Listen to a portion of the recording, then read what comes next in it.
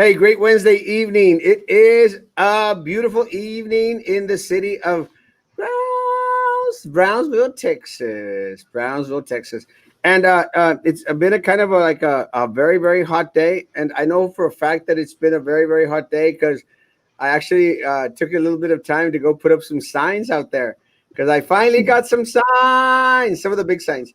And let me tell you, it is hot as the dickens.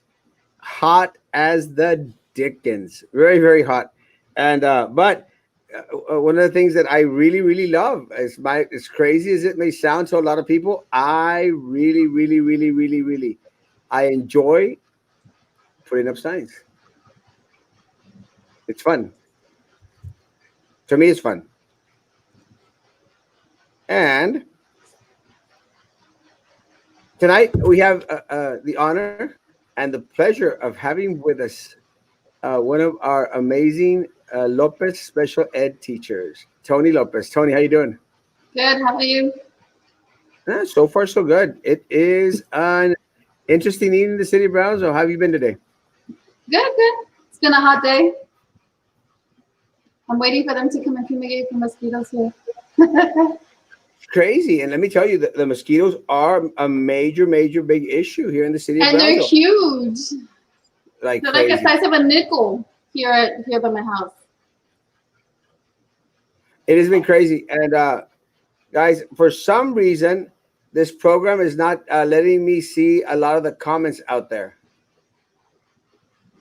So we're going to have a little comment type of no comment type of evening tonight. Technology, folks. Is everyone out there? If anyone's out there posting comments, I cannot see the comments. Yes, people are showing comments. Hello, guys. For some reason, I cannot see the comments. Sorry. So we're going to continue on. Tony, other people. Saludos a Edgar y Raúl y a José. Nat Cookies. Hello, Juan Saucio family. Nari Cardosa. We really cannot see the comments. I'm going to see if I can get on my Facebook on my phone. Yeah, and see if you can find any questions. Just lower the volume on it. And sorry, guys.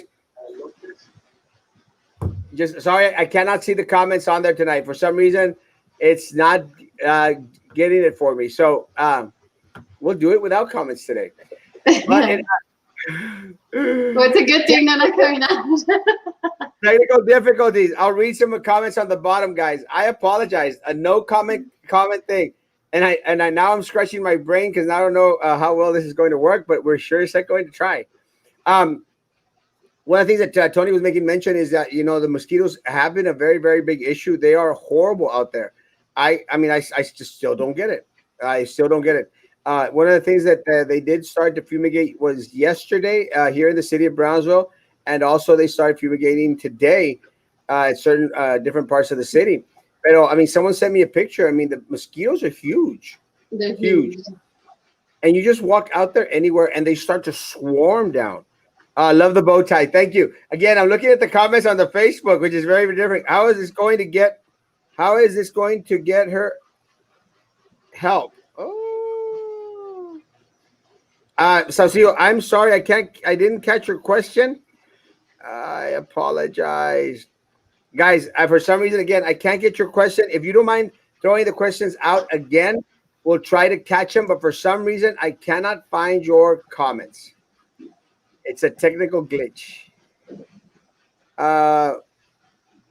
We could start again, but no, let's just do it. Sorry, guys.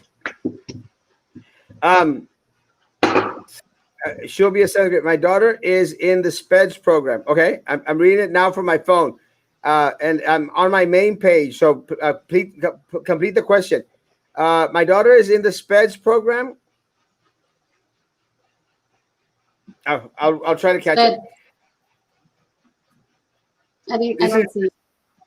You see it? It's on my one of my main pages. Sorry guys, can't see the page. Finally, the comments are coming back. Yes, thank you, Saucios. Thank you guys. The comments are back. Keep on sending the comments. Gosh. Now here we go. Sorry guys. We were having some very bad technical difficulties, and I started to see people coming in now. Ah, feels so good now. Ya sabes, Erasmo, Hi. you are the number one for BISD. Pura good luck. Pura bendiciones. Awesome. Thank you, guys. Ah, what a beautiful Wednesday evening. Thank you, guys. Guys, and again, for all of y'all that are coming back on, we were having a little bit of a technical glitch. So if you posted a question or a comment or concern, we did not get it. For some reason, it just glitched. Yes, yeah, we got that one. Good evening, Joe. Thank you, guys. Leah, if you can, stop by tomorrow for some shirts. We do got some shirts now. Now we're getting the comments. You know, it's so weird, Tony, but I'm so used to seeing the comments and, you know, trying to react to them. And right now it's like, I know, so you're like, but I will say something. This is how much we need each other, folks, because a lot of people say, hey, we appreciate the shows, and the shows are great. Lo que tú quieras, you know, and I like the shows as well. But I feed off a lot of your comments, and I also feed off a lot of your cookies. And I will say that the cookies, we're actually running out of cookies. I only have like 13 cookies left. And if I get throughout the show today, I'll probably have one less. One less cookie! So anyway, Kat, good evening, Kat. Guys, let's get, and again, I apologize for the delay. Michelle! Hey, good evening. This is Rosie. Guadalupe, good evening, my man. Don't you look handsome tonight? Love the red votes. Thank you for calling me handsome. Woo! Kat, muchos saludos a los cats. My beautiful kitty. And thank you guys for the hello, mi amor, handsome and totally not fat. Love your bow tie. Thank you. Good evening, Papa Chump. Tony! Good evening, Dora. Jennifer is saying hi to Tony. Hi, Jennifer. Saludos a Edgar y a Raúl y a José, a toda mi raza. Alicia, hello. Carrie, good job. Thank you guys. We're sorry, guys. She's Mike, pórtate bien, Mike. She's engaged. Love the time. My daughter's in the SPED program. Oh, thank you, Jose. Now I'm getting you. Woohoo! Popcorny. I love it. Love your bow tie. Thank you, Sochi. How is she going to get her help? Our SPED. Oh, we're gonna. We promise. Thank you. Now I understand your question, Saucillos. We'll get to that. We'll actually get to what's going to happen in regards to how our SPED Ed students are going to, you know, get some thing. Ya valió cat. Erasmo Cristro. Thank you, Jair. Hey, Jair, come pick up a t-shirt. Hey, saludos, Noelia. Hey, good evening, everyone. She will be a 7th grader. Good. We'll talk about that right now. Hey, Audi saying hi to Tony. Hi, Audi. ¿Qué pasando, Kat? ¿Qué hiciste? ¿Por qué no se miran los comments? That's what we were going to talk about. Saludos, Erasmo, te extraña en México. ¡Amo a Suazua! Good evening. Good evening, David. Woo, I'm happy. I just saw them spray by Paredes Elementary. Awesome. There you go. My daughter is in the SPED program. Got it. We'll talk about it right now. Swaswa. We actually have Swasa in the house. Welcome, Tony, to the show. Blessings to you both. Thank you, Linda. And a beautiful sign out there in front of Linda's house. Thank you, Linda. Love you. El Wifi. Good evening, my friend. I want a shirt. Hey, Sylvester, come on over. 1240 East Madison. Oh, no. I'll mail you a shirt. Send me your address. Me estás matando con las cookies or the strawberry milk. ¿Qué pasó? Silvia, ¿qué hiciste con los comments de Erasmo? La mendiga que pase la desgraciada. I made it. Hey, Jesus, Becky. Hey, saludos, guys. Good evening. Thank you all for being here, guys. Don't forget the shirts. Hello. Good evening. Good evening. Good. Guys, good. Déjame cookie for tomorrow. Yeah, Rudy, I'll have one for you. Guys, again, we're going to start off with the numbers here in the city of Brownsville. Here in the city of Brownsville, we have reported 268 positives for the city of Brownsville. We do have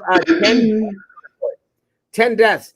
And a lot of the individuals that have tested positive here in the city of Brownsville are our school-age children. And, you know, one of the things that I think is very, very concerning to a lot of the community here in the city of Brownsville is that our numbers really haven't gone down. So please, guys, don't get confused because the numbers said 968 this weekend, 648 on Saturday, and then all of a sudden we're back to 286, and digamos, well, it's okay. No, it's not okay. Remember, those are back numbers. We're almost getting on track, and we're still producing over 200 positives a day in the city of Brownsville. Tony, are you concerned about the numbers? What's your take on the numbers? I'm very concerned because, I mean, as it is, we're not a big populated city. We're a small populated city. So that just means that a lot more of us, and imagine all those who haven't been tested, who don't have the means to go test, or who just feel like they don't have to test. I mean, a lot of us are asymptomatic and we don't know it, and we're passing on the disease. And that's what scares me the most, because we just don't know yet. Well, and I think one of the other things is that, there's still so many variables, unknowns about this, coronavirus, that it's just very, very, very hard to tell. I think one of the things that is most concerning is, again, going back into our children, going back to the individuals. One comment that has been said regularly is, nosotros, los adultos, us as adults, we have a hard time, keeping the masks on. If we've seen the board meetings, we see how a lot of people come up to the mic and, I got to take off my mask to speak. Well, that's a big no-no. And I'm not trying to dog on the people at the board meeting. I'm using that as an example because we've been seeing it as a recent. What I'm trying to say is that nosotros, the adults, we have a hard time wearing the mask, all day. I mean, do we really think, Tony, that our students are going to be social distancing and wearing the masks all day? No, I mean, I would say sometimes as the minute I walk out of HEB and I'm closer to my vehicle, I want to take it off because I feel like I'm already out in the air and I should be okay. But, I have to leave it on. And, and it's hard because it's hot outside. I don't think the mask necessarily makes it hard to breathe. I just think the heat is a factor. And the fact that we're covering part of our face, and that makes it hard to breathe. But I don't think necessarily it's the face mask. But like you said, it's hard for us adults to keep it on for a full, even 2 hours that you're at the store. Imagine what it's like for a child inside a building for 8 hours. And you're not talking about one child, you're talking about several.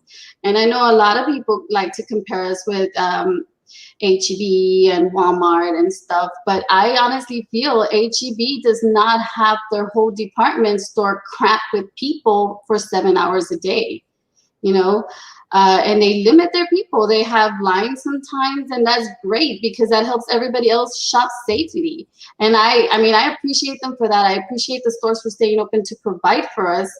But it's like you said, people should only be out for the bare necessities, not because it's an outing, with the family. It's, the bare necessities, essential. They are. And just to answer Sandra and Pablo, there's no charge for the shirts. Come and pick them up. Please come pick them up. Linda, hello. Marco, buenas noches, bendiciones. Vengan a recoger camisas. Te encargo también que los muchachos del equipo de la liga de soccer también vengan por sus camisas. Te lo encargo mucho, Marco.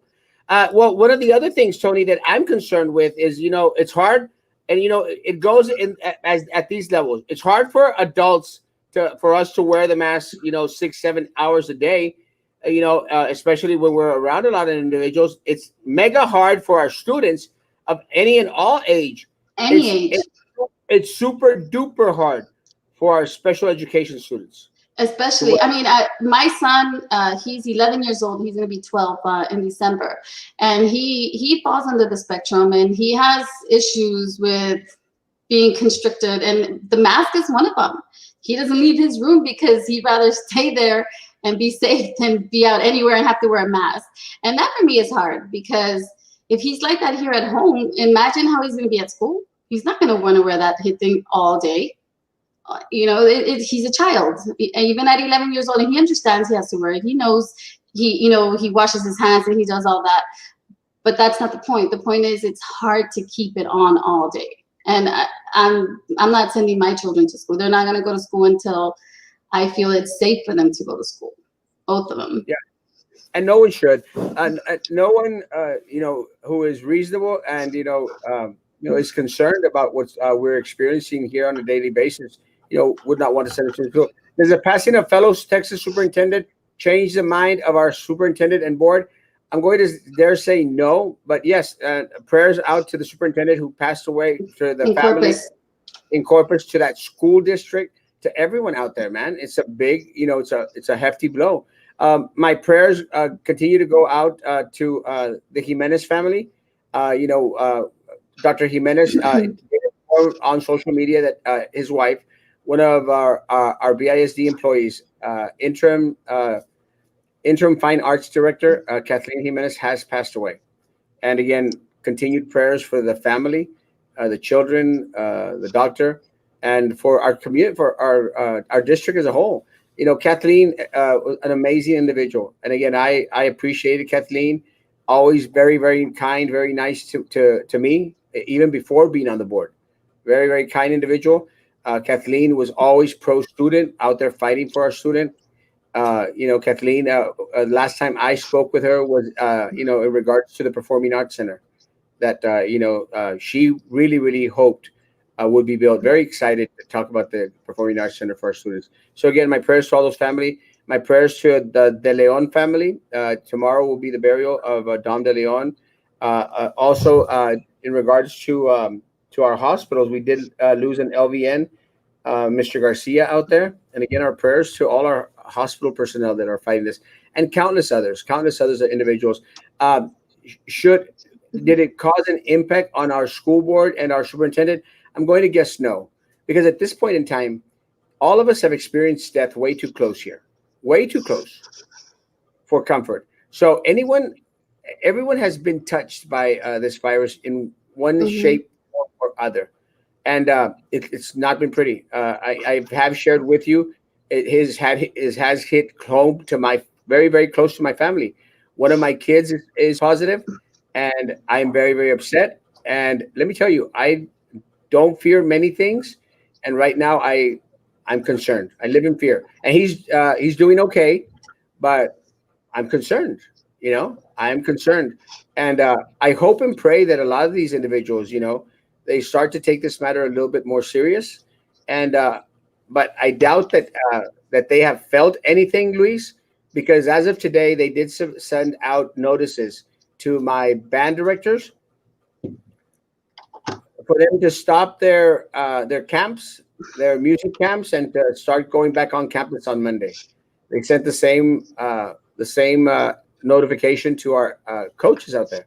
Come back to campus on Monday.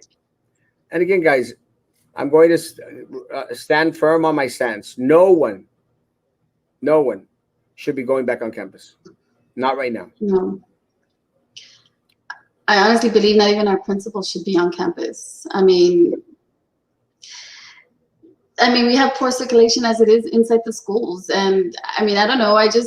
This virus does scare me a lot. I mean, it's come close to home with us as well. I mean, my sister came out positive and my mom, and it was very hard because they're your family and you want to see them, you want to hug them. And especially when you're very close and tight knit family and you feel like you have to keep your distance. It's hurtful. It's hurtful for everybody. But, at the same time, you're afraid to hang out with certain people because you don't know where they've been hanging out or where they've been working or if they've been exposed. And like you said, it's all the people that we don't know have it, and they're going out and spreading it because they don't know they have it. They're asymptomatic and they don't know, and it's not their fault. But at the same time, it's like we should all be at home. I don't know. I honestly feel we should shut down again because I feel like we had low numbers when we were shut down completely. And now that we opened up little by little, and, I know it's conflicting because small businesses need to be able to survive as well. And, it's just, I don't know. It's hard. It's hard. Well, Tony, one of the things that I think that a lot of people don't take into consideration, Tony, is that you have a child at home, and a lot of our teachers also are at home, and I think it's very hard for this board and for the superintendent to realize the anxiety, the stress that our teachers are going through. Our teachers are going through because they're concerned about their health, but Mhm. they're concerned about their students' health, and they're concerned about the bringing it back home to their children, to their husband, to their papa, mama. I mean, how is the anxiety level amongst our teachers out there? Especially those that have to work from campus. I mean, I heard that South Texas ISD, they're making all their teachers work from campus. And I think that's just crazy. I mean, I'm glad that we have the flexibility of being able to, and I'm very, very lucky that, I have something to work from home from, and my kids too. My daughter does, at least. And, we try to make do with what we have. And I know it's very hard for parents, especially those who work and everything, but it's hard for me, like you said, as a parent who's also a teacher. Last year, I think my day would start at 8 o'clock once we went online, and I would sit on my computer till like 5:30, 6 o'clock, and then I would still get calls from students like at 8, 9. And I mean, I can't speak for all teachers out there, but I'm always available to all my students. Even in the summer, I was available because I know that this is hard for everybody. I know that this is hard, especially for our population, because they're the most affected by this, and I want them to feel like they have some sort of reality check still with somebody outside their family and their group. So I was still available to them this summer if they text me to remind, because I'm still on Remind. I haven't disconnected that. The parents have asked me questions. I had a parent ask me today that they want their child to do face-to-face, and I said, I'm really sorry, but at the moment we're only going to be doing online. And it's hard. It's hard, especially for those who fall into the spectrum, because they're used to having a structured schedule, and they want to have their, okay, what are we going to do this morning, starting at 8:30, 9 o'clock, what's the next thing? And it's hard, because my son goes through that. And it was really hard getting him to do Zoom. He didn't want to do the Zoom. He didn't want to be on the camera. He didn't want to talk to anybody. And he really didn't communicate with anybody on Zoom. He would actually mute himself and turn off the camera. So eventually he just stopped getting on it at all. But luckily his assignments had little videos where you can click on them, and they would and it would show you how to do everything step by step. So he was really good at doing that on his own, but it was very hard. It's not easy, and especially like all year they worked with him to do social skills, and to make him more reactive with other students, like to be able to converse with other students and everything. And now it's like he just wants to be in his room and he doesn't come out at all. And it's hard. It's hard because I tell him, you need to come out. I made him come out on Sunday for my daughter's parade. And even at that, he was out there for 5-10 minutes and the mosquitoes were crazy. So he was like, I'm going to go back in. But it's really hard. And I hope that, I don't know, that other teachers out there, especially that teachers are, the same way. I mean, I can't speak for everybody. I just can only say what I do with my kids. And I think I care about my students too much. Amen. Stressing out about all the trainings they want us to do before school starts. How's the training situation going for us, Tony? We're doing, we had some trainings over the summer as well. Our school has had trainings for schoology. I think that's what we're going to do. Schoology, yes. And we've had trainings, and as a matter of fact, I just got another email for another training, and they even have trainings for parents to be able to log on and try to do simple things with the different online activities that they have, or online programs that they're using. One of the things that I think is very, very concerning is that during this time that we are, hitting our higher marks in regards to a number of the positives out there. Tony mentioned in regards to South Texas ISD, where they want all teachers and all staff to be present at the school. That's really ridiculous. It's just really, really ridiculous. At a point in time, guys, at a point in time when the numbers weren't as bad as they are right now, when they were trying to contain the virus and the numbers were very, very low back in March, when we all decided to to end the school year in regards to going back on campus, anyone back on campus. At that time, no one was going onto campus. We decided to close everything down. Now that we are hitting the highest numbers, now we're asking our custodians, our food service people, our administrators, as Tony mentioned, and some of our teachers, our band directors, our at coaches out there. Now we're asking them in the middle of a pandemic to come back onto campus. It just doesn't make sense, Tony. Mm-mm. And I think the other day at the board meeting, they were talking about doing away with stipends for coaches. Is that what they were talking about? And I mean, I think at this time, I mean, cutting funding for teachers, I mean, I just, they want to hit us at the lowest points. This pandemic is already affecting everybody as it is, and there's no reason to come after anybody in particular, any group, anyone. And that's very, it's just very disheartening for educators, all of us educators. I mean, it's just, I mean, I don't know. It's heartbreaking how we're not treated as, professionals. Or I mean, we're professionals. We all have degrees. Some of us have masters, some of us have doctorate degrees, and we deserve to get paid what we are worth. And I understand why younger generation teachers don't want to come into the profession, because the pay is not there. I just realized over the last few weeks that we were the lowest paid in the whole valley, and that's just very disheartening. It's just, I feel like, como dicen en español, no progresamos, así no progresamos. I just, Yeah, there's no progress. But one of the things that I think is very important, and you mentioned it, is that we're professionals. We know how to do our job. No one should fear of losing their livelihood. No one should have to fear of losing their livelihood, especially in the time of a pandemic. Look, guys,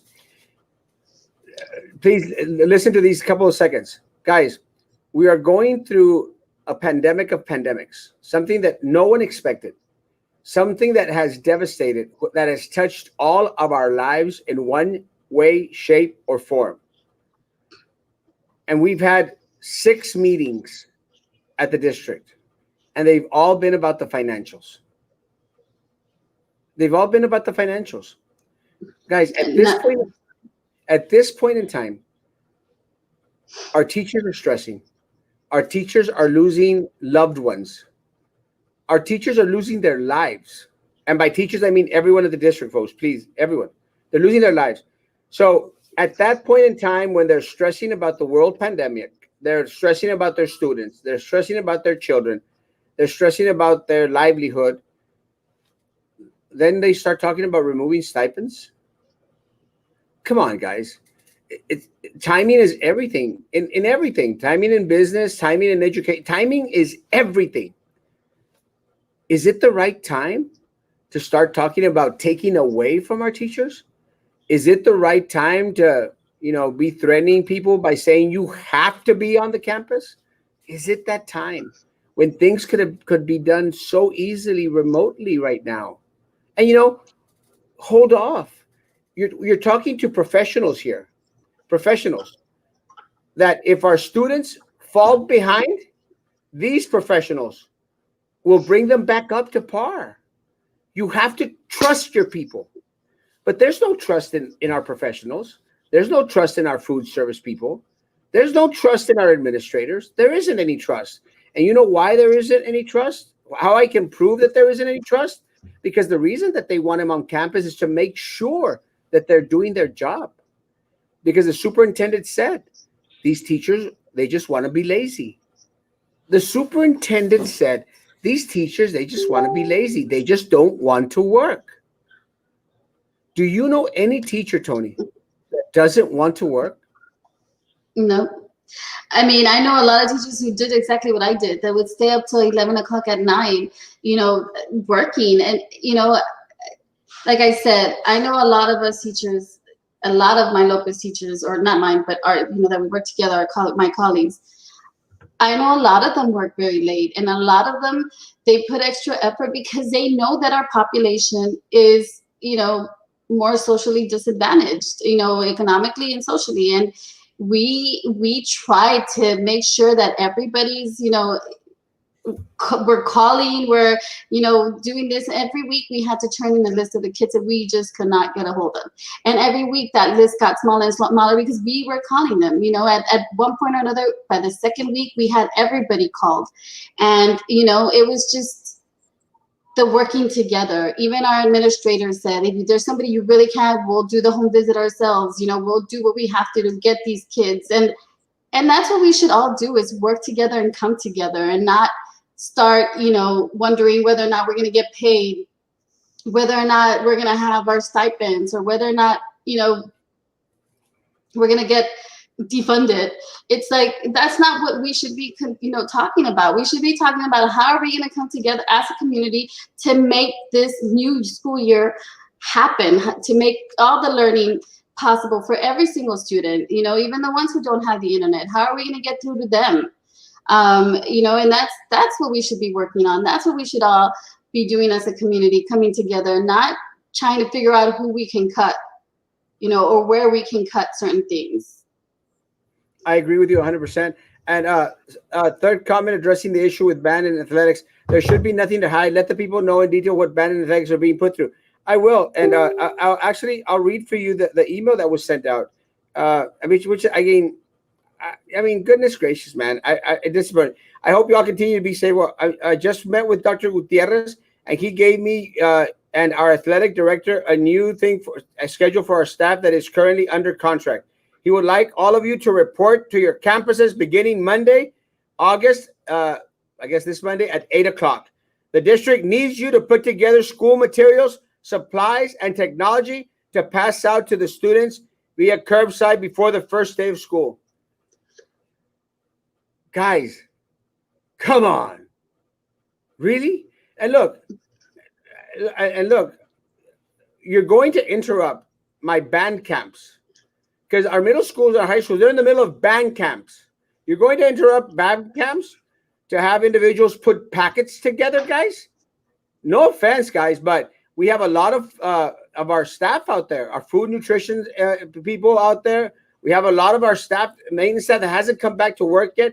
Bring them back to work. But you're going to bring our band directors and our athletes, our coaches out there to start putting packets together, guys? Really? I mean, and look, if there's an issue with our band directors, if there's an issue with our folks out there, if there's an issue in regards to, they're not doing the job, we'll take care of it after the pandemic. Or you should have taken care of it 2-3 years ago instead of hiring people who aren't certified and giving them head coach jobs out at the high schools. But now, guys, in the middle of a pandemic, come on. It's just amazing. Let me say, one of the things that I think is very important is that we do remember that we are in an emergency situation. And today, I will say, a commercial relief. I did receive. Do y'all remember that sound? Well, it's back. It's now the JABC radio. It's actually, I got this phone today. It's got great service. It is now located here in the city of Brownsville. So I want to thank JABC radio for providing this. One of the things that we've experienced at the start of this thing is, and I love it. One of the things that it used to be one of these phones that's a radio, and I love it. And I love it because during this time, a lot of our towers went down. A lot of things happened, and may have trouble with your phone, and the radio is back.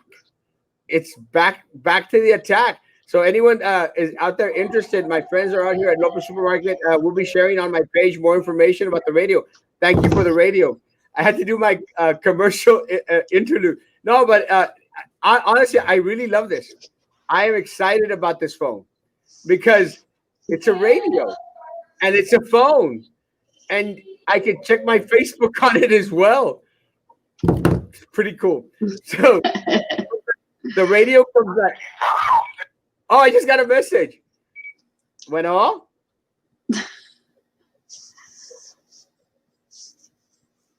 Oh, I can't hear. But guys, we'll be sharing more information in regards to the radio. So I wanted to again thank you to my friends that provided that radio for me. I really do love it. I'm excited, and I love the colors. It's like Bumblebee. I love yellow and black. I love yellow and black. Well, one of the things about insects is going back into the mosquito situation because yellow and black, like bees, is the insect. And one of the things that I'm concerned with, Tony, is our kids coming back on the campus, teachers coming back onto campus, and we've had a lot of rain. A lot of rain out there. We had the Hannah come by and slap us on the face a little bit, and then of course we had these rains come back, and we were talking about the mosquitoes. The mosquito situation is very bad. One of my other concerns is that we're going to compile one thing with another. Because mosquitoes carry a lot of diseases. Now, can you imagine our teachers, our staff are out there at the schools, our students are slowly coming back, and we're still fighting the coronavirus because it's still a major issue. And then we start to get a wave of the flu, which comes in the fall. We also get disease coming from the mosquitoes because there's so many of them out there because of stagnant water. The spraying is not doing effective. Now, doesn't this just compile more and more of an issue? It does. It does, because even mosquitoes have diseases, and we can also get diseases from mosquitoes, and that could also be bad. And as a matter of fact, I think there's a mosquito up in Michigan and Wisconsin that's causing paralysis in some people, and one teenager actually died this year from that. And it's scary because we don't want to be in a swarm of mosquitoes. I mean, yes, they're very up north, but I mean, things do migrate.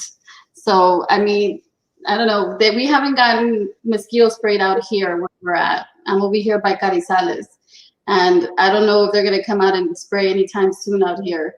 But our mosquitoes are like the size of a nickel, if not a quarter. They're super huge.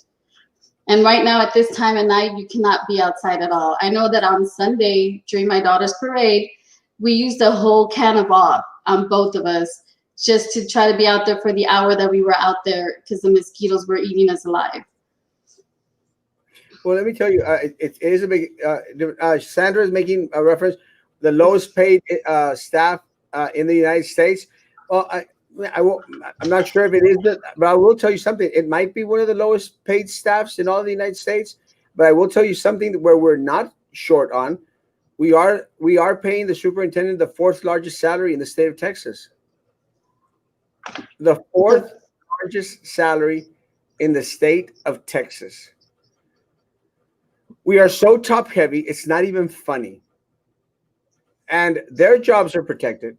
And let me tell you, when we submitted a request for an open records request in regards to the test that was done by the audit that was done by TASB, the study that was made in regards to the pay scale, and they were letting us know how high we were in teachers and counselors and administrators in different parts of the school district. When we asked about the administrative staff up at the Glass Palace, they refused to show us that information. It goes to show it's all political, and unfortunately, it is.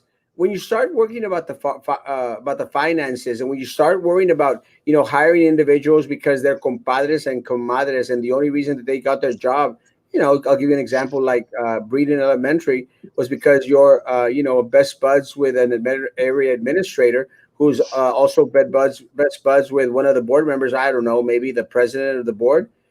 Then it's very disheartening because we want the most qualified individuals in the key positions. And one of the reasons why a lot of the times there is a breakdown in everything that happens is because we don't have the most qualified individuals in the right positions. Does that make sense, Tony? Yep, it does. And I think it's at every level. I don't think it's just the board. I think it's at our local political level as well. And it trails all the way to the top. And I think we need to stop that. It does go all the way to the top, and I'll tell you again. That's one of the reasons why we have been ill-informing our community in regards to the high numbers that we have. Our numbers are crazy, crazy low. We had Crazy. well, we had 21 people die today, and that's just the number that is thrown out there for today, and that's a big number for us. I mean, that's 21 people too many. And as far as I'm concerned, had we done a national shutdown for a long time, longer than what we had, I think we wouldn't have as many deaths as we do today. And you know, I mean, everybody passes the buck on the blame. Everybody. I mean, you know, that's the way it is. Nobody wants to be blamed for, you know, or be responsible for how things are turning out. But in reality, it's our leaders. I mean, it starts way at the top, way at the top. Everybody passed the buck. Everybody wanted to wipe their hands and let everybody else do everything else, and now they just listen to, you know, they let other things, non-science things, make them, you know, do the, you know, their decisions on what's going on. 100%. Teachers make the district and they treat us like peasants. Well, let me tell you, Manny, part of the problem is that some of the associations out there are so busy kissing the butt of the board members, kissing the butt of the superintendent, that they don't have time to fight for our teachers. I mean, look at this crap, man. Patrick Hammonds went out there. He's the president of BEST, that teacher association, and he goes out there and, you know, starts giving them information in regards to what was going on. And he goes out there and says, be happy with what you get. Be content. Be content with what you have, because there's a lot of people, and I'll get to that point. But let me tell you guys, if you want to do a breakdown in regards to the teacher's salary, don't take into account. They were out there saying, oh, the teachers got a $2,000 raise yesterday. They didn't. They did not. It's not true. They did not get a $2,000 raise yesterday. And the board was out there patting themselves in the back. Oh, yes, we're so good. We're so awesome. Great job. They didn't. And you all know that money came from the state. The $5,000 that was promised last year. And they gave you $3,000 last year. We did. And $2,000 this year. And they want to pat themselves in the back? It's ridiculous. And here the board, oh, yes. And they were out there applauding. And they do treat you like peasants because you've been satisfied with crumbs for far too long. Stop being satisfied with crumbs. That's why it's all political, because y'all don't come out and vote. You have to come out and vote. You have to tell them no more, no mas. This is your district. They're your students. Your students. It's a democracy, for goodness sakes. You are the boss. You are the boss of the board. The board isn't the boss of you. Why have you been made to believe that? The board, look, guys, and Tony, I'm sorry, I'm going to go down this rant. Tony, I want your vote. I want your vote. And because I want your vote, I'm going to come to you, Tony. Would you please vote for Erasmo Castro? Please. And then after I get elected, I'm going to go, what's your name? I don't have time for you. You only have 3 minutes to talk to me. Mm-hmm. Because that's what happens. They get into office and they forget who Tony's last name. And I haven't forgotten, because she's from Lopez and her name is Lopez. But they forget who you are. They forget. But once they're while they're asking for your votes, oh yes, you know, we're gonna be there. We care. Let's keep on moving forward. Oh yeah, we're there. Guys, stop being peasants. You are the boss. Why is it that you're the boss when they're asking for your vote, and then you're their shoe cleaner after they get elected? My security, tell me if I'm wrong, my security, my BISD police, tell me if I'm wrong. They make you treat them like kings.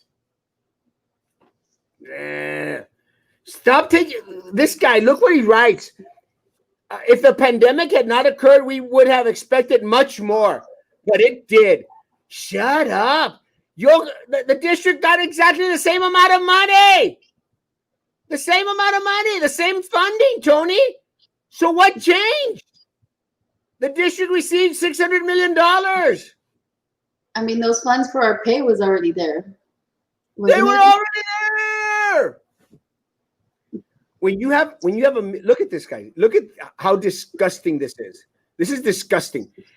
When you have 1 million Americans filing for unemployment claims every week since the pandemic hit, y'all teachers, y'all custodians, y'all should be grateful. That's what he wrote. Y'all should be grateful for the raises that they gave you. What? They gave you $320 yesterday and you shut your mouth? You should be grateful? Are you serious? These are the people that are representing you before the board. You should be grateful. BISD is looking out for classified employees. Really, classified employees? Paraprofessionals, office staff, do you really think that they are looking out for you? Really? Are we happy with what we still that we are still last in teacher pay? He admits it. Are we happy? Well, no, but that isn't the board. That isn't the fault of the board. What? It isn't the fault of the board? The chairman just screw you over. No, bitch it up. And then, well, you know, but it is all the board's fault since 2011. Then stop kissing Minerva's butt. She's been there for 12 years. She's part of the problem. She's part of it. But if the board members were part of the problem in 2011, so what have these board members done for us? And you know, I just, you know, I voted, I did my part, and maybe I voted for the wrong people.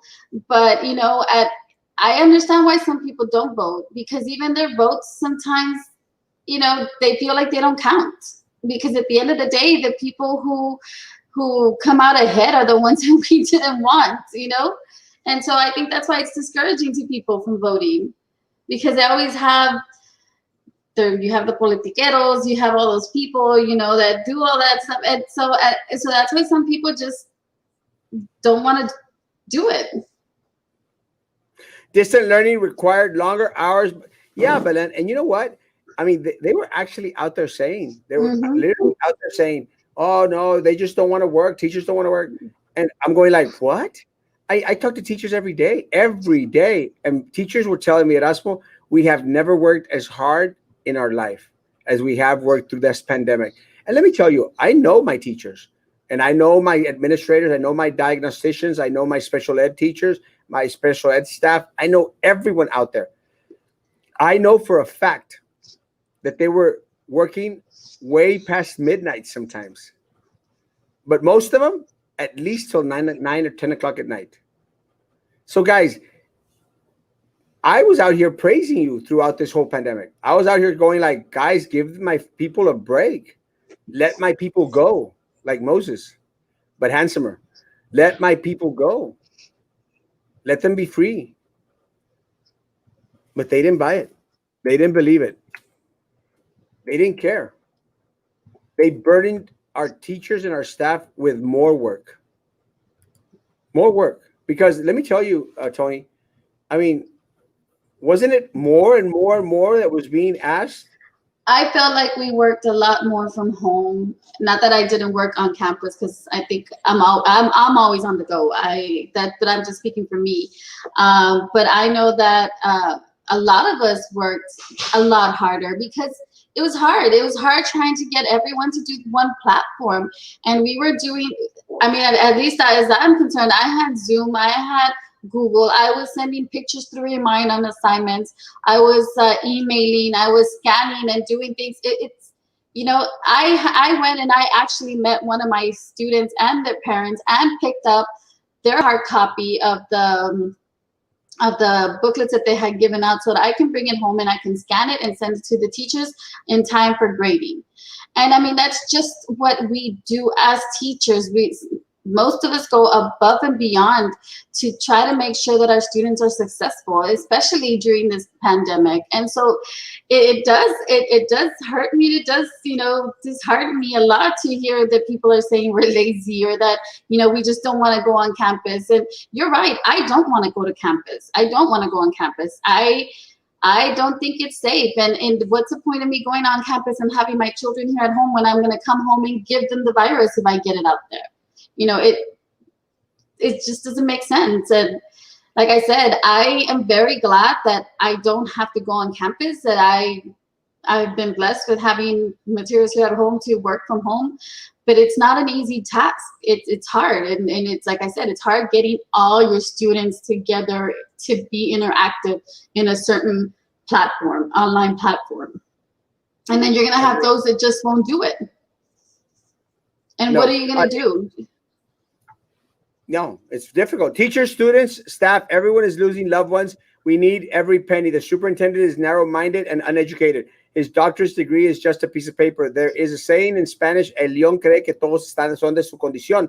So because he don't work for his 418, he thinks educators is just sitting on their ass doing nothing. And let me tell you guys, it's very disheartening because a lot of times they say, well, Erasmo, you're just being negative. You're just being negative, Erasmo. No, because if you do the little research, you're going to see that the only thing that I've posted in regards to the superintendent and this board, I posted their own words. And you all saw the video. You all saw the video where he's out there saying, I'm essential. I'm going to wash my hands, wear a mask, and use disinfectant and social distance. I'm essential, and I come to work. He wanted to compare what he did, his situations, his surroundings, to the surroundings of my people that are going back on campus. Tony, come on. It's not the same. It's not the same. It's not the same in any way, shape, or form. You got one guy there's two people in a 60 by 20 meter piece of building compared to a 10 by 10 where you have 23 people in a classroom. No, bitch it up. And he's not the one that's going to be in the classroom with 30 kids at one time. So he doesn't understand what it's like for us teachers. I mean, like you said, the kids don't need their mask on, and then they cough and they sneeze, and sometimes they do it on purpose, playing around. And that's the kind of thing that worries me too. Is those students who are going to do it playing around. How do we handle that? Our sped population who doesn't know any better. How are we going to handle that? It's not easy, and it's just very nerve-wracking to think that if we all go back on campus before we even have a vaccine, it's like Mike said, at the rate that we're going, this, I don't know. There's also like a news thing today where they were saying that 80 people, one person died every 80 seconds this week. That is a lot of people, and that is, I mean. Imagine that's the rate that it's going at right now, this week. Imagine if we all go back to school. I think what they want to do is herd commuting, where like Georgia went back last week, and already 260 teachers were out. And one student got infected on the first day of class. A student, it was a second grader. And they say that our kids, a second grader, and they say that our kids or smaller ones don't get it. Maybe he's not going to have bad symptoms, but whatever symptoms he has, he's going to pass it on to his parents. 100%. Look, due to the look what Maria Magdalena says. Due to unforeseen circumstances, we will be canceling all summer band sessions until further notice. This is what really pisses me off. Because my band students, my band directors, always get the shaft. They always get screwed. Como que les vale. They don't care about my band students, my band boosters, my band directors. They don't care. They don't care. They're having summer band sessions, but no. Vénganse, come on campus, stop what you're doing, and come put things into packets. That's what they're having my professionals do. The ones that are right now instructing my band students. And you know what? It's not the first time that it's happened, guys. It's not the first time that it happened. And I've told you that my band always gets screwed. My band students always get screwed. At the beginning of this year, this superintendent and this board, they took $25,000 to $28,000 for my high school bands. Each band. Ask the band directors; they'll tell you. Ask the band boosters; they know.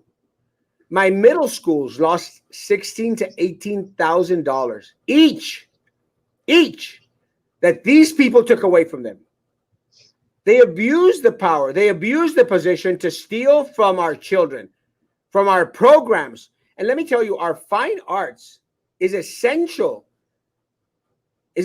for our students' development, guys.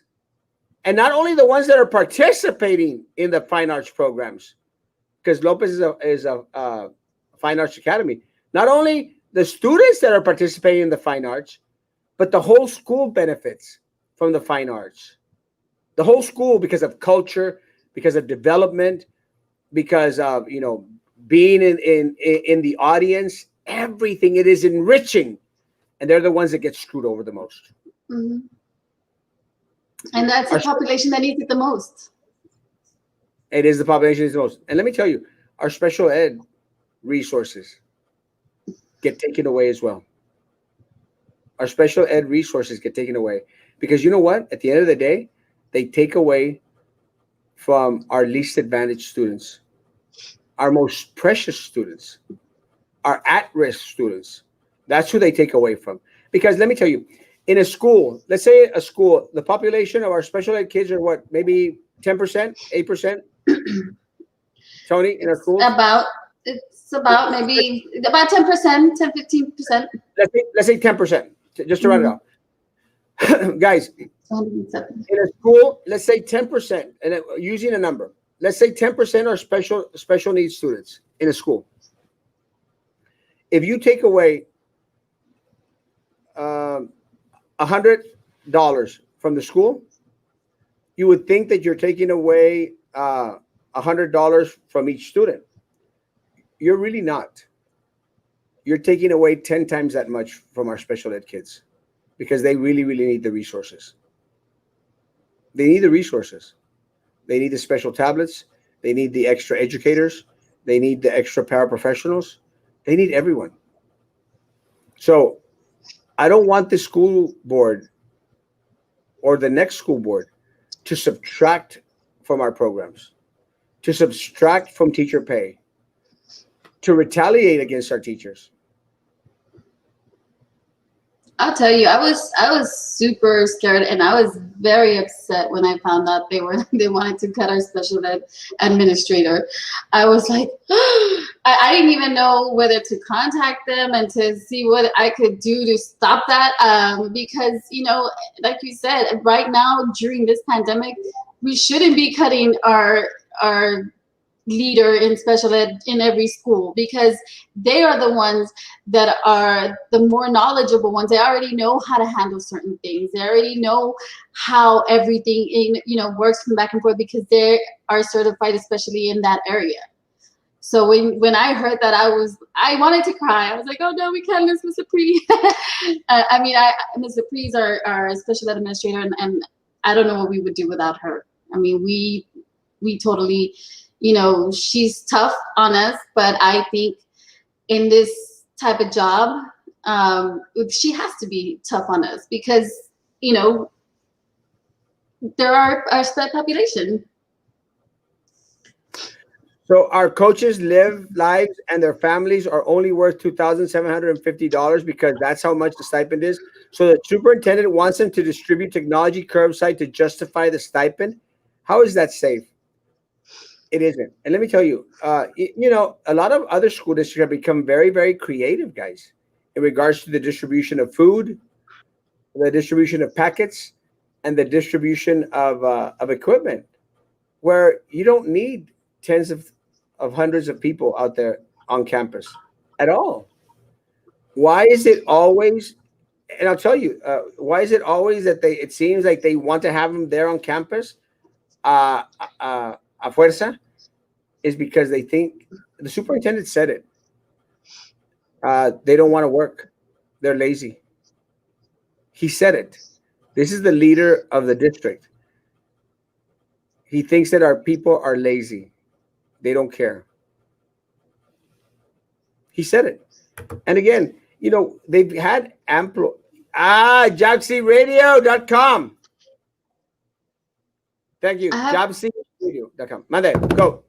I have a teacher that asked me if a student refuses to wear the mask, is there going to be disciplinary action? And that's another thing. Can we you know, have a disciplinary action towards a student if they refuse to wear the mask? Or is it going to be, is it going to be mandatory, or is it going to be not mandatory? Well, it's actually a great question. We don't know, and part of the problem, COVID mosquitoes. Part of the problem, Tony, is I mean, have y'all received direction in regards to what ifs in regards to what y'all are going to do for our special needs students out there?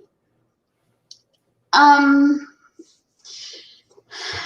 I don't. We haven't specifically received any specific on how we're gonna do it, but I know that last year we did home visits. I mean, we were. I mean, I don't know. I don't know how every school does it, but I know that our school, we are very hands-on with our kids, and we try to do almost every. I know that I have volunteered to help all of my Folger students and to see if I can get them all connected. And the only reason why I volunteered is because I have a big mask where I feel I can use and I'll be safe and I can wear gloves. And that's the only reason why, yes, Laura needs spray for mosquitoes. And that's the only reason why I volunteered to help out with our students, because I think I have the gear to be safe, and I can do it. And I'd rather do that for our students and make sure that they are, connected, and that they can log on to these different programs, and and that way we can help them a little bit easier on that, on that aspect. The superintendent making the fourth largest salary in the state, and the educators being the lowest paid in Texas is an embarrassment. Speaks volumes of the BISD board. People need to wake up. Take these people out in November. Their actions during this pandemic speaks volumes. They don't care about students, educators, staff, or anyone on our community for that matter. Sandra, they do not. Sister, you tell them, sister. My sister. Vote them out, make a change. Let's catch up on some of the comments before we exit out. Nobody else is kissing their arse holes, so they have to kiss up to each other. Yes, it has. In the end, the board will make the final decision. That's what I've seen the past years. I've been teaching. That's why they need to make the right choice instead of making the political choice. When a superintendent prefers to risk teachers' lives to justify a $2,700 stipend, proves he doesn't give a rat's behind about human lives. No tiene calidad humana. No, he doesn't. Saludos, Erasmo 2020. Don't scream. You're scaring my deaf uncle. Tony. Ya no hagas corajes, compadre. Nunca van a tener feliz a la raza. Yo nunca hago corajes. Who is that idiot saying that? The superintendent. That's not even $1 per day raise. It's crazy. You tell us how much, but are you doing something about what you talk about for our kids in schools? If you're referring to me, I'll say this much. We're doing our best to scream at the top of our lungs to stop them from sending our teachers, our staff, and our students back onto campus. And that's a whole hell lot more than you're doing. And it's a whole hell lot more than anybody else is doing. And I'm going to continue to fight to make sure that my community is safe, that my students are safe. And you, Esmeralda, and everybody else out there needs to do exactly the same thing. Unite, fight. This is our community, and we will fight for it. We will scream at the top of our lungs until someone hears us, and they will hear us. They have a choice of hearing us now, or they have a choice of hearing us in November. It's their choice, but they will hear. I promise you, they will hear. San Benito teachers get paid more than Brownsville ISD teachers. Mm-hmm. San Benito is a rancho. And San Benito is a rancho. Mm-hmm. But they take care of their people in San Benito. And I love, and I'll say this, I love my San Benito board members. They're very good friends of mine. Very good people out there. This pandemic is showing the superintendent and the board's true colors. Yeah. Blackheart, you yell so much that what are you doing for our kids in school? Yelling more actions. We are already working, training, lesson planning. We are beginning to prepare for remote learning. Ongoing training galore as well, nonstop. And then they say you're doing nothing. It's hard for parents as well. It's hard for everyone, Priscilla. And I want some more charro beans, please. Priscilla makes the best charro beans in the world. It is hard for everyone, Priscilla, but this is the time. And I've said this to the parents out there. This is a time where you have to help our teachers out. I don't want people screaming at our teachers. I don't want people out there blaming teachers. I want you to work with my teachers. If ever there's a time for our community to come together, it's in the time of crisis and of emergency. And we're living through both right now. So please continue to work together, folks. Everyone. I understand the teachers. Thank you. I love you. My respects for them. Priscilla, my charo beans, please. Yes, teachers were going above and beyond. My son is special ed, and I kid you not, his teacher, besides Zoom and Google Classroom, came to my house and stood outside my home to explain that this is the type of teachers we have in this district. Right here. This. Someone please take a picture of this. Screenshot this. This is the type of teachers, guys. This is the type of teachers we have at this district. This right here. And this is all that matters. This is what the superintendent doesn't see. This is what this corrupt board doesn't see. I see it. I feel it every day. I hear about it. And I praise these teachers. And I praise our amazing parents out there. Saludos, tío. Mi sobrino Vicente. Bendiciones. Happy birthday. God bless you, BISD teachers, counselors, and staff. Amen. Esmeralda, what are you doing for the kids? Erasmo is running to change things. I don't see you doing anything. Preach, reload, love you. I'm not a teacher, but what respect can you have towards the superintendent when he disrespects our teachers by calling them lazy? Exactly. Exactly. No respect. The leader of a 6,600 personnel organization sits back in his comfy chair, his lazy boy, away from everyone, and wants to call everybody lazy. Sin vergüenza. Erasmo, we have had training since March, but the trainings we have had this summer, we are preparing for the year. The job does not compare to his job does not compare to ours. Not even close. Not even close. You Jack in the box. I está ahora. ¿Será bueno? It's calling my name. I just want to catch up with send 25 students to his office and have them lick objects in his office because small elementary students do. And let's see if we'll continue to say, wash your hands, wear your mask, and stay 6 feet apart. No, Sandra, you're on a roll. Sandra, I want you on the show. Sandra, you're on a roll. If we go back to campus, only students who have fever are not allowed, but the kids with cough or runny nose with no fever are still allowed, correct? Yes. That's how ridiculous this is. Well, I don't see you doing anything. I'm protecting my kids. And, well, at least you're doing that. I'll give you props for that. So congratulations, Amanda, for protecting your kids. Please keep on protecting your kids. Erasmo, are those packets and all the supplies going to be disinfected? No, they're not. Are they going to expose those to people to COVID? Anyone that goes onto campus, anyone, administrator, teacher, band director, athletic director, anyone, coaches, are being exposed to COVID. Anyone. No doubt. Right now, school is not the priority. I don't care if my kids missed this year. For me, their health is more important than school. They should just shut them down until further notice. Laura, I'm going to slightly disagree.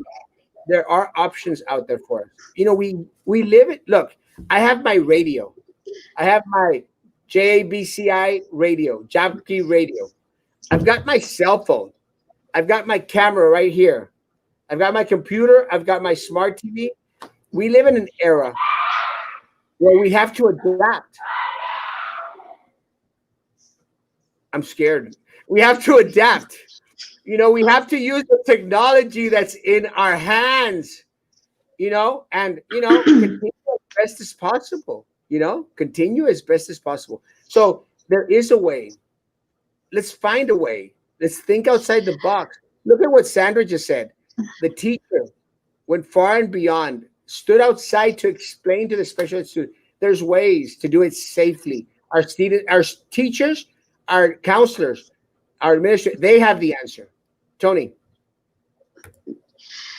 I think I wonder now if a lot of parents maybe have a hard time because everything is online. And I'm sorry to hear yelling. My son is yelling. I wonder if the parents feel like it's hard to just get online, period. I don't know if maybe I know for me sometimes it's hard to adjust to new programs and to new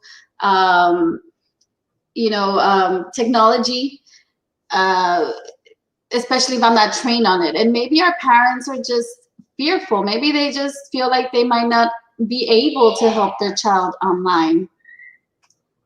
And maybe that's where the problem lies.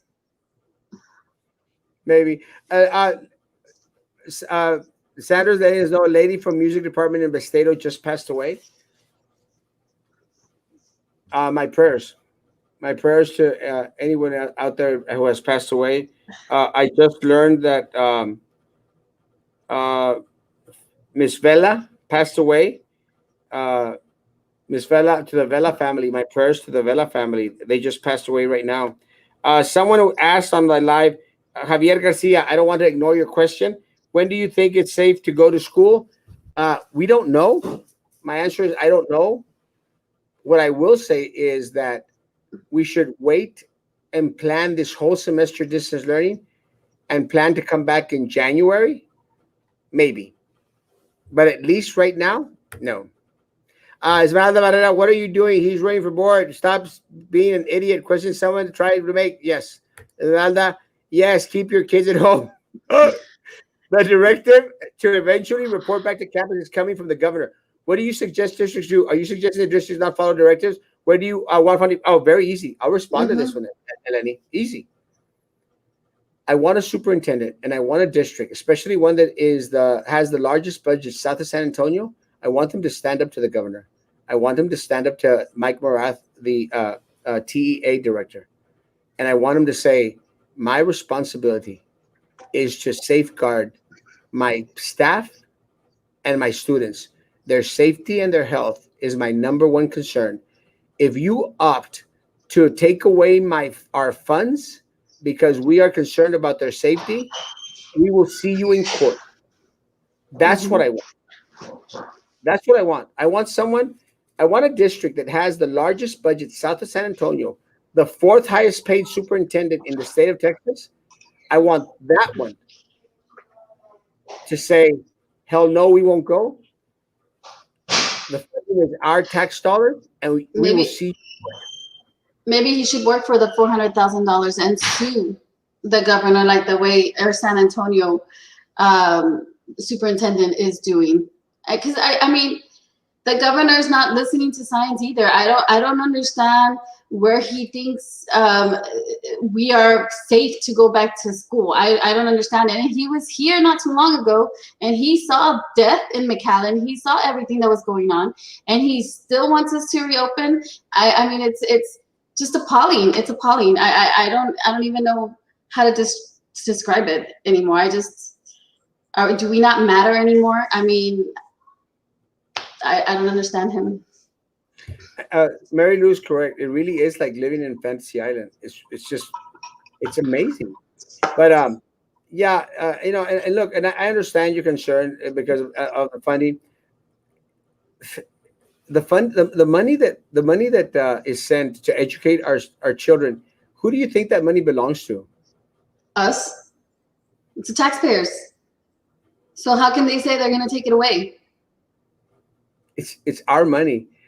Property tax, state revenue, state income, federal money. That's your money, folks. It's your money. If they want to take away the money from your children to educate your children because you're concerned about their health, their well-being, and their life, then let's take them to court because it's doable. San Antonio superintendent stood up to him and said, hell no. I'm going to protect my people. We've already lost one superintendent in Corpus area. How many students does Betsy DeVos want to kill? How many students did Betsy DeVos want to kill? 15,000? Is that a good number for her?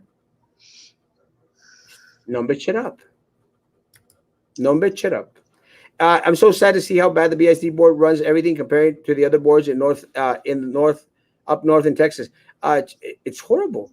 But again, guys, we have the power to make it all change in November. Prayers for the family of Miss Jimenez. She was a fantastic principal, contributed to make a better person. Yes, amazing. Now that you are clearly ignorant, have your eyes closed at this month. Yes, thank you, Reload. My serious condolences to the Jimenez family, 100%. Sending prayers to Rolando Isaguirre. My prayers to the Isaguirre family. We're almost done with the comments. Let's finish these off and we're done. Well, quieren que vayan. Los son tercos. You're right. Lopez Lobos Rock. Thank you for representing, Tony. You have heart. Thank you. Wearing a mask for prolonged periods of time is actually counterproductive to our health. Sometimes necessary and essential, Sandra. Remember that our doctors sometimes are working 12-hour shifts and they have to wear masks all day. But I understand the concept. My issue with the students wearing masks for 6 to 8 hours is that they can't and that they won't. And they're not. And they're not going to. It's my concern. Mm-mm. They can't and that they won't. And someone said some time back, Tony, they were saying, fui al Walmart y estaban dos huercos ahí besándose en el Walmart sin la máscara. And they were like high school kids, and they think that they're not going to be social, ahí pegaditos en las escuelas. Come on, guys. Come on. The first thing they're going to want to do is hold hands. What? It's Tony, it's like these people at the Glass Palace have forgotten what happens in our schools with our kids, man. I've seen it because I've been to campuses. I've seen what they do. Let me tell you, all this about licking the tables and all this other stuff, you may think is exaggerated. It is not. I mean, I'm a resource teacher, and some of my students, they tend to, they hi Rosalie.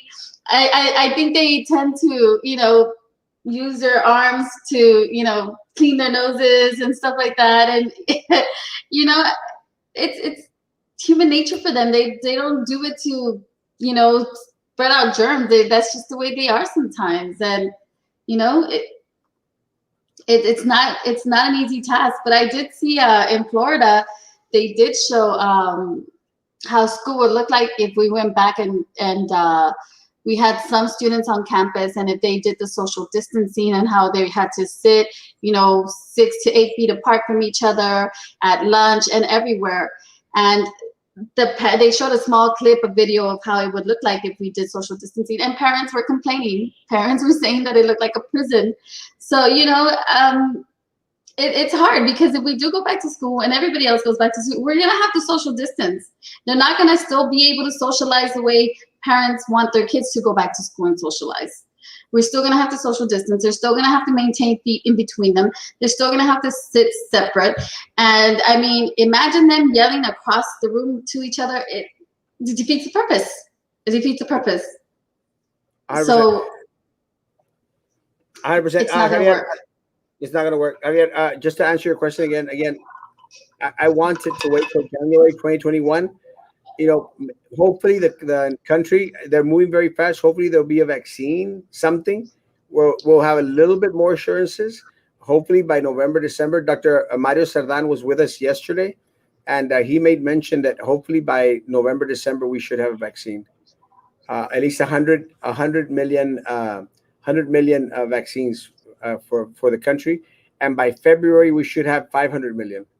So let's just wait. Be patient. It'll come, guys. It'll come. We should all get them out. The circus must shut down. It's all politics. Let's make a change. Thank you, Cindy. Amen, sister.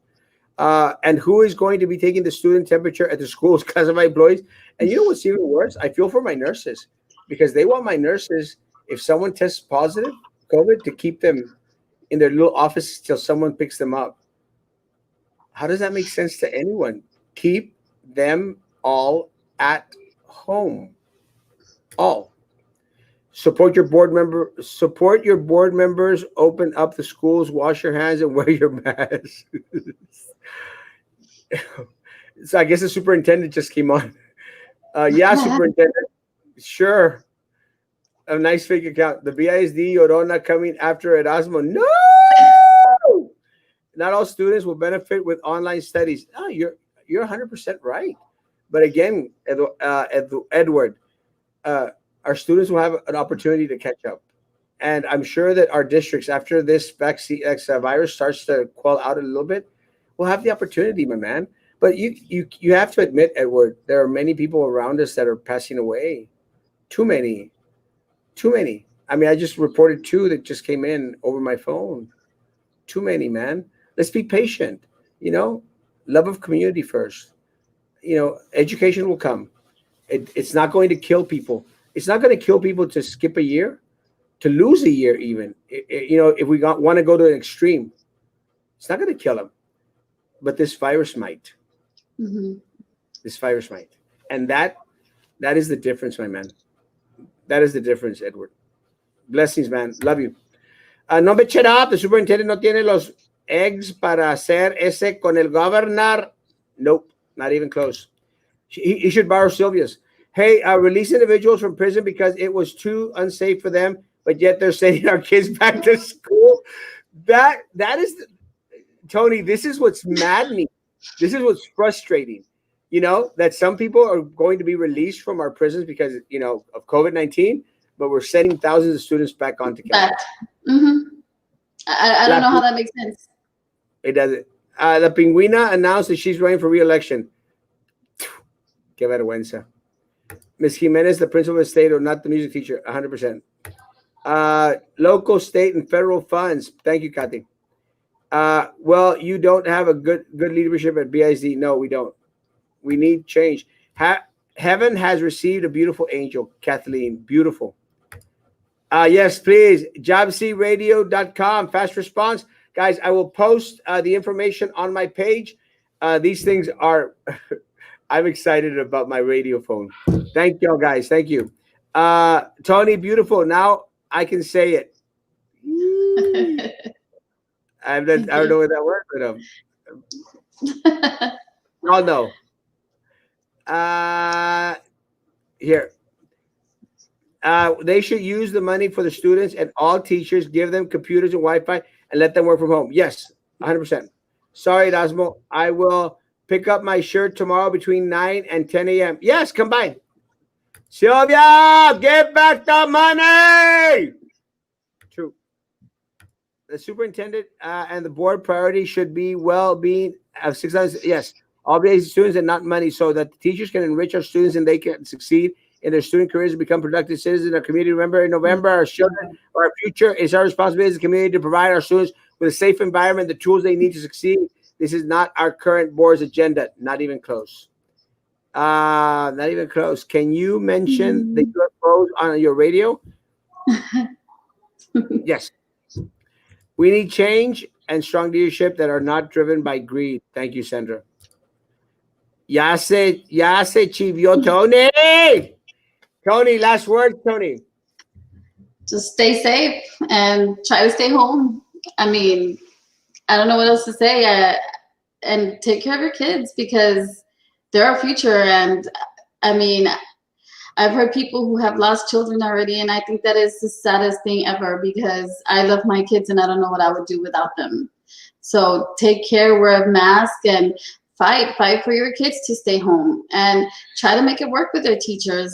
I know it's hard. I know online is not for everybody, but I think we should all work together, teachers and parents, work together and as a community to help our kids prosper this year. And remember, online learning is the key to college success. So, I mean, what better time to start them now than any other time?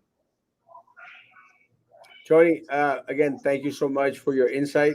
Thank you so much for your service to not only your service to our students, to Lopez Lobos High School, but thank you for your service to the community. This is a time where, when we shine at our profession, when we shine at our job, we impact everyone that's around us. And I'll tell you one thing for sure.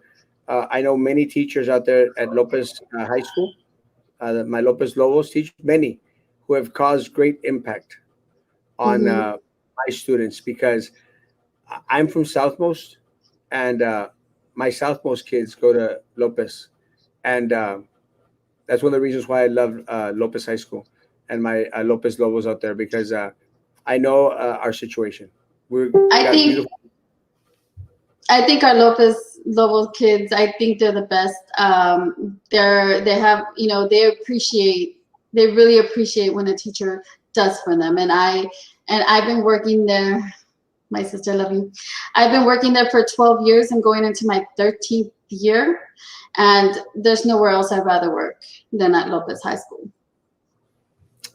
I love I'm Southmost. I am from Southmost. I was born, raised on the street. I know my people well. And one of the things that I really appreciated about my Lopez administration, my Lopez teachers, my Lopez custodians, my Lopez staff, my Lopez food people is that they love my kids. They love my kids. Mhm. And I love my kids. I love my Southmost kids, and I love all our students out there. And I'm gonna start to cry. I love I love them all, and I just want that this superintendent and this board, start loving our kids and our community. As the guys, stay safe. Uh, if someone is out there in need, provide for them. You know, take them food, take them groceries, take them their medicine. Someone is out there that's positive. Don't let them go out of their house. If be the hands of Christ and help them out. Guys, please be good to each other, and please continue to be good to me. God bless.